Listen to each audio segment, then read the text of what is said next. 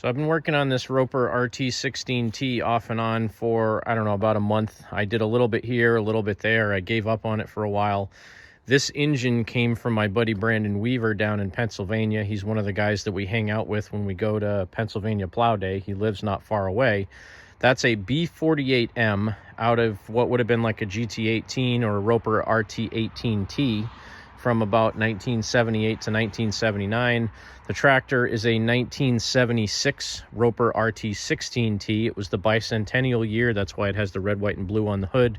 So I wanted to keep this thing pretty much as original as I could. However, I swapped the motor because the motor that was in this tractor, for some reason, didn't even have enough compression to get the pulse pump on the carburetor to work. So even if I put a Briggs pulse pump on the other carburetor, I couldn't get it to pump gas. This motor, when I got it, had been sitting for a long time, an unknown amount of time. Didn't have spark. I had to put points and a condenser in it.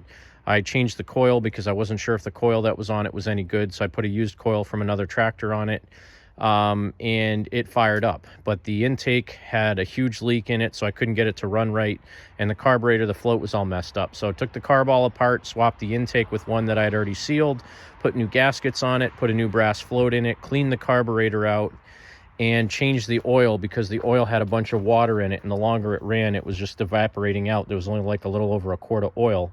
But now, saved another Onan, got another tractor fixed. This thing purrs like a kitten. What a nice engine.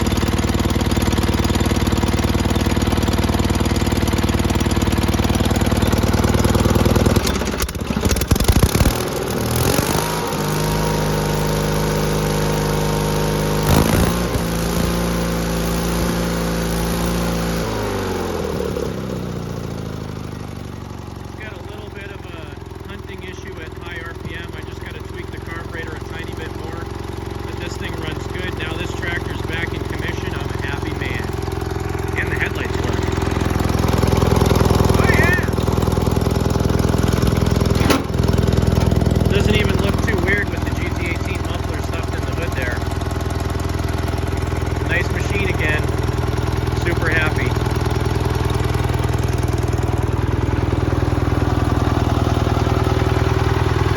A little tiny bit noisy, but I honestly think because it sat so long and it did have some water in it, maybe it's got a little rust in it. I don't know.